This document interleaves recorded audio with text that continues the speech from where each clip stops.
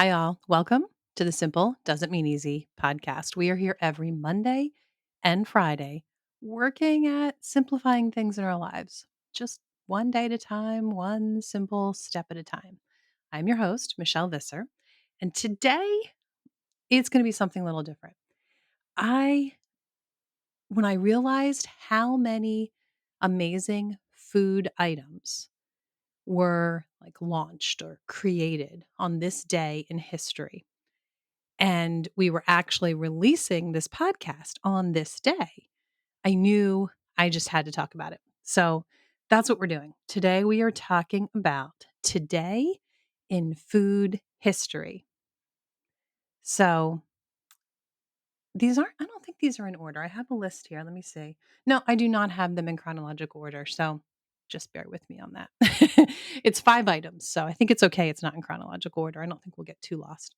Um, so on March 32nd, 1921, of course, as I start my list, the dogs start to bark because somebody's coming to the front door. My office where I record is actually right by the front porch of the house. So if there ever is anybody coming home or stopping in, the dogs are always going to be right outside my recording office door barking. But I'm going to just keep going because it's just my daughter and she can let herself in and hopefully the dogs aren't too loud. Okay. So 1921, the most amazing bread was sold for the very first time. I still remember in the 1970s, this bread was huge to me as a little girl. I think I loved the packaging as much as I loved the amazing, soft, really airy texture of the bread. But the packaging was so appealing. I mean, at least to a little girl, because it had these beautiful red and blue polka dots all over it, but yet you could see through it, to see the amazing bread on the inside. But they also, this was what really appealed to me and got me into a lot of trouble actually. They also would even give away things to attract kids to the bread, like playing cards and trading cards and things. Well, I still remember we were shopping at Shop and Bag, Shop and the letter bag, just a little local grocery store where we lived in Delaware. I was probably, I bet you I was like 6 or 7, maybe younger than that. I remember it well, so I couldn't have been too young. But I remember there was a Porky Pig trading card inside of this bag of Wonder bread. And for some reason, I decided I needed that Porky Pig trading card. This like was not in my character whatsoever. And I don't think I even really liked Porky Pig. I loved Saturday morning cartoons, but I don't remember ever really liking his character, but I just needed that Porky Pig trading card. So I ripped open through those beautiful polka dots on the clear cellophane package to get a Porky Pig trading card. It is one of my lowest moments, guys. I got all the way home before my mom realized I had a Porky Pig trading card. And when she realized the situation, we got back in the car, drove back down Kirkwood Highway, back to Shopping Bag. She marched me right up to the office. And I had to explain to the sweet lady behind the plexiglass that I was returning my Porky Pig card from the Wonder Bread. And of course, my mom bought the Wonder Bread package. But that's how appealing this bread was, So it's like amazing. We have to recognize that it was created back in 1921. It became a popular, well, it was first invented. I don't know how long to Wonder Bread became popular, but okay. And then, so on this date in history, March 32nd, 1941, the healthiest candy ever was created. Okay, I might be exaggerating. It might not be the healthiest ever, but I mean, just the food dye alone is amazing on these bright colored candies. They could just be pieces of chocolate. They could even just leave them brown, but no, they make them ultra appealing by giving them the colors of red and orange and yellow and blue and green. Blue was always my favorite. I don't know, I liked red too. But in case you don't know what I'm talking about, it's that candy that, the marketers were so great at really encouraging us to eat when they explained that it was candy that would melt in your mouth, but not in your hands. But even back then as a kid, I knew marketing might not really be totally honest and truthful because I knew very well. Now, granted, I did have kind of clammy hands, especially if it was like summertime and I had a handful of M&Ms. I knew very well that those colors got on my hands, right?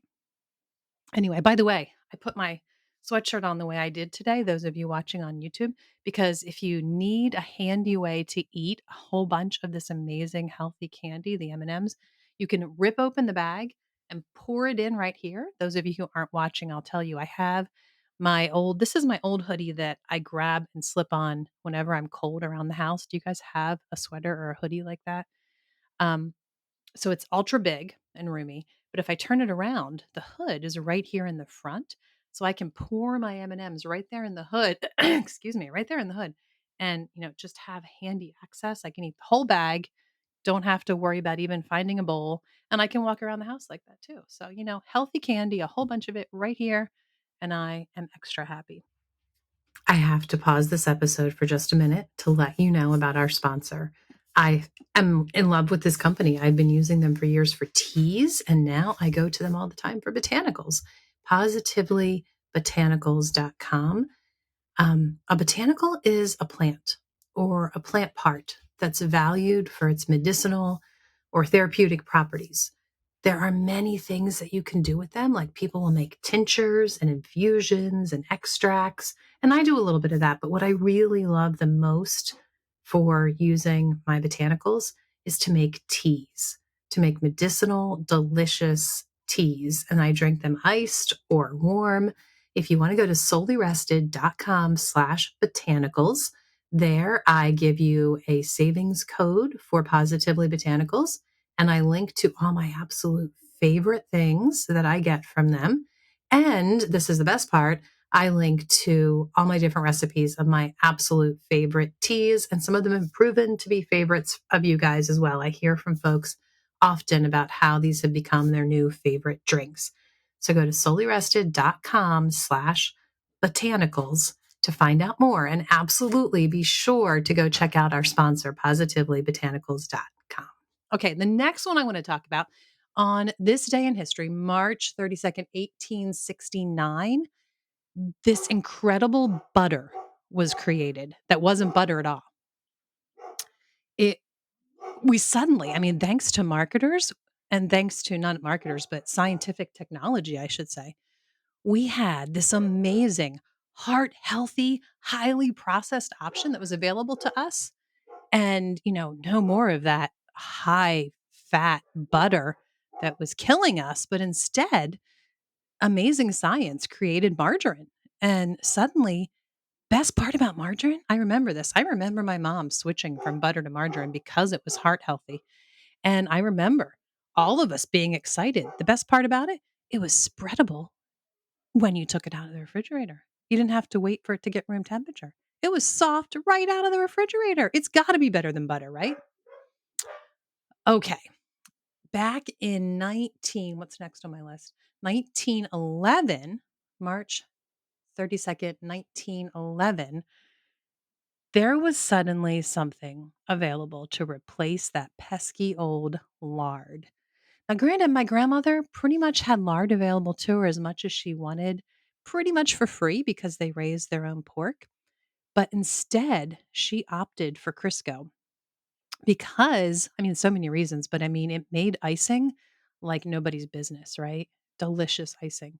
And Crisco, because it was so wonderfully processed, could pretty much last forever. I think my grandma had a can of Crisco, from what I'm told, in like the 50s that she still had in like the 70s because it could last that long in her pantry. So, yeah, that's a pretty big marvel of food. And I think this is the last one on my list. It is on this date in food history in 1886, a new drink came out. And that drink has amazingly it's still probably one of, I should have looked this up. I think it might be one of the most popular drinks today in the world still, since back when it came out in 1886. I actually did a podcast episode all about this drink that you might actually like to hear about. I should have looked up what season that was or what episode, but hopefully you can find it.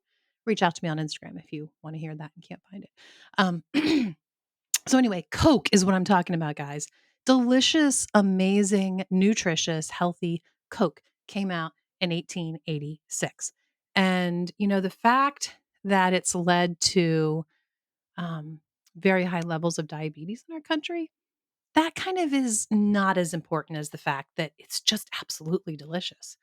The fact that it leads to like the high blood pressure, the high cholesterol, the excess fat, the fact there's stuff in it that like cleans corrosion off of car engines, all that, it really does not compare in importance to the amazing, very sweet, delicious taste of Coke. I mean, you can't beat it, right? So there you have it. Those are the 5 items in food history that you had to know about. I think I'm now gonna need to go to get a bag of M&Ms and M's and fill up my hood because it's empty. But in case for any reason you've been listening along this whole time and you have no idea what Michelle is doing, happy April Fools! This episode is coming out on April 1st, and I couldn't resist. I just couldn't. I have no idea what day these actual things came out, by the way, guys. The years are legit. I did look up the actual years. I don't think they all came out on April 1st, though, but I just had to do it. I had to see if I could pull the wool over your eyes and, at least for a short while, pull you along on my little joke there. It was really hard to not laugh a few times. I think I pretty much coughed my way through a few laughs, but I don't know. I hope I kind of pulled it off. I hope I really had you listening along thinking I had pretty much lost my mind. Anyway, if you're listening to this, of course, like mid-April or further down the road, I'm sure you were totally confused, and I'm sorry about that. But hopefully you got this on April 1st and you got the joke. I think I need to go turn my sweatshirt around now. But I do want to tell you guys, if you search episode 106 at solelyrested.com, you can just search literally the number 106. An article relating to this episode will actually pop up. None of the ridiculous stuff that I just mumbo jumboed through will be in this article because no. But what will be there are the 5 alternatives. Forget the Wonder Bread, guys. Forget the M&Ms. Please, please forget the margarine. That's something that I was still using, I bet you 5 or 6 years ago. I just didn't realize how very bad it is. Please forget the margarine. Um, please the Crisco, get rid of that too. I think it was like 8 years ago before I got rid of that. And the Coke, I'll be honest with you. I was not totally kidding about the taste. I really do like Coke. My favorite is vanilla Coke Zero, and it's even worse for you than Coke.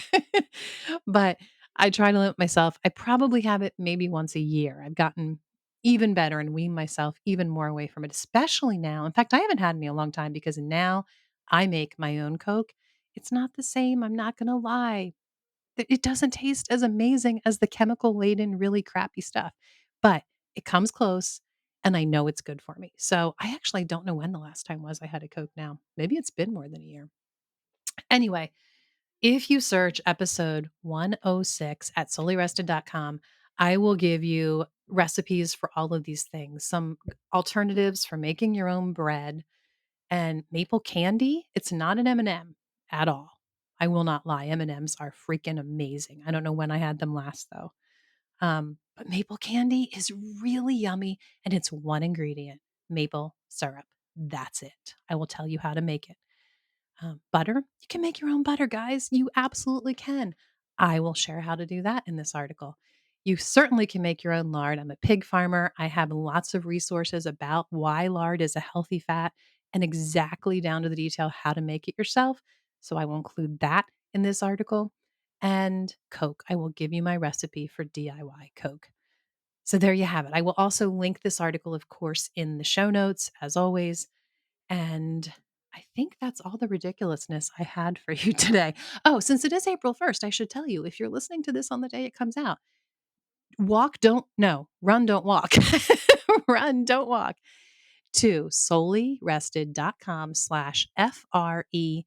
The giveaway ends tonight at 11 p.m. Eastern time for the most amazing, amazing real ingredient items, over $1,500 worth of goodness. If you haven't yet applied, not applied, why did I say applied? If you haven't yet entered, or even if you have been entering, but you haven't yet today, because you can enter daily, go to solelyrested.com/free and make sure to get your name in for this amazing prize.